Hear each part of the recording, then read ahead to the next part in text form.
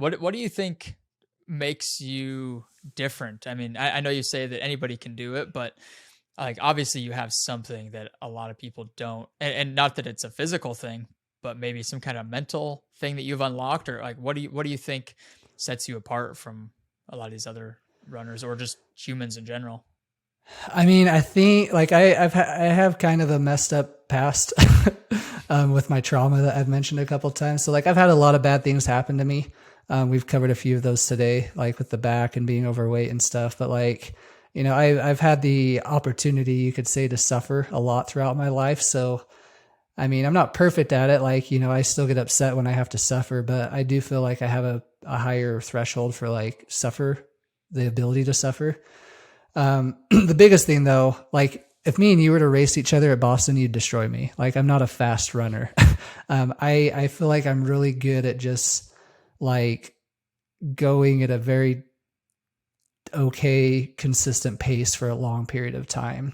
I'm good at operating on little sleep, which, a lot of these 200-mile races, the front runners who, just to give you an example, when I did the year that I won Bigfoot in 2019 for the first time and set a new course record, I was probably like in fifth place for most of that race. Everybody just kind of took off, and then those 5 people ended up blowing up.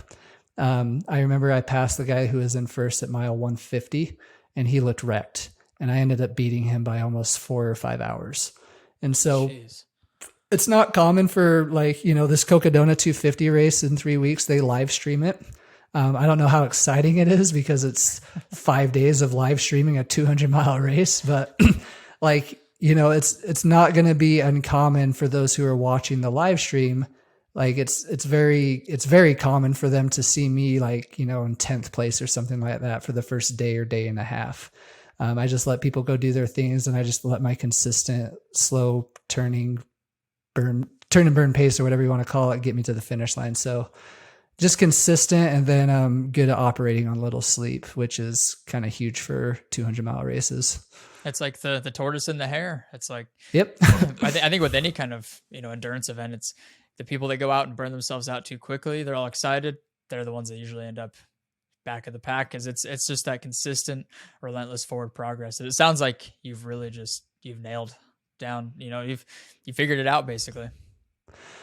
I don't like talking about myself, but I do feel like I've figured some stuff out. Well, dude, so where do you see all of this going? Like, you've got some big plans this year, I know. Do you have like a 5-10 year, like a long-term goal for Mike McKnight? Yeah, the big goal I'm getting ready for, and I don't know when I'm going to do it. I'm hoping within 5 years, but I want to go after the Appalachian Trail FKT, and which is just barely over 40 days at this point, I think. But it's 2,100 miles. It's a very, very, very long journey. So that's kind of what everything's building up to right now. When do you expect to take that on? Well, so I want to finish the Arizona Trail first. I want to be able to do 800 miles. I want to find another FKT to go after, which is like 1,000 to 1,300 miles. So kind of like half the distance of the Appalachian Trail.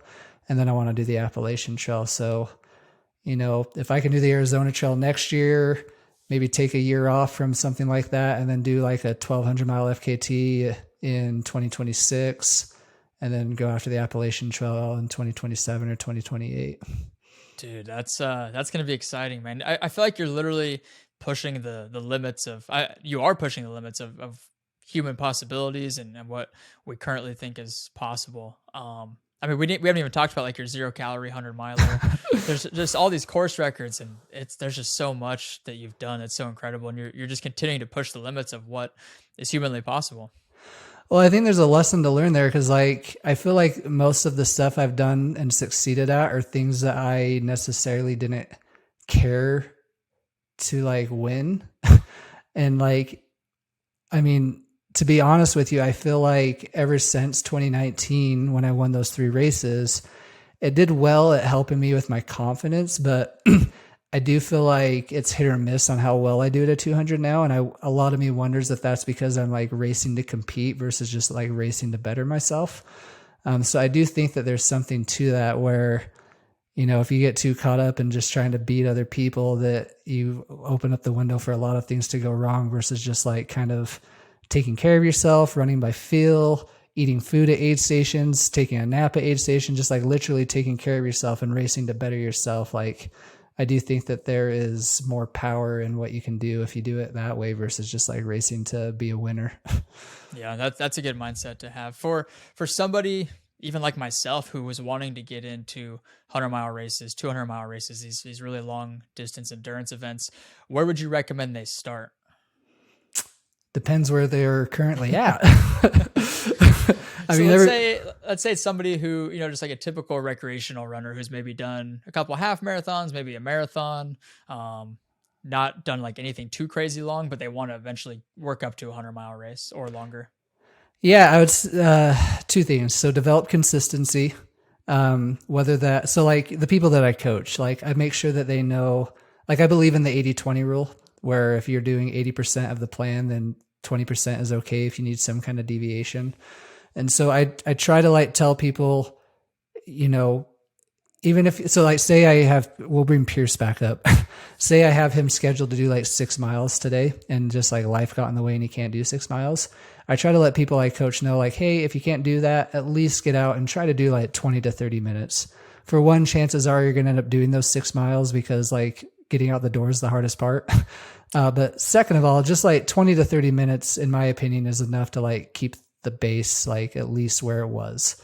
And so be consistent, even if it's just like 20 to 30 minutes a day, even if it's cross training. Like if you don't have time to run, if your knee hurts, if you have IT band pain, go hop on the bike instead. Like you don't have to just sit on the couch. So be consistent. And then kind of like my back experience, I didn't go out and just run. Like I worked up to it.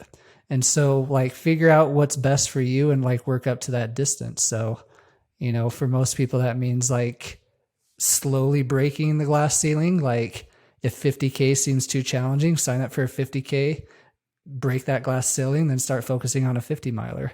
Because if 50K is too intimidating, then chances are you're not going to finish a 50 miler. So just like figure out what those glass ceilings are for you and just break those and then just work up to the 200-mile distance. And along the way, just be consistent.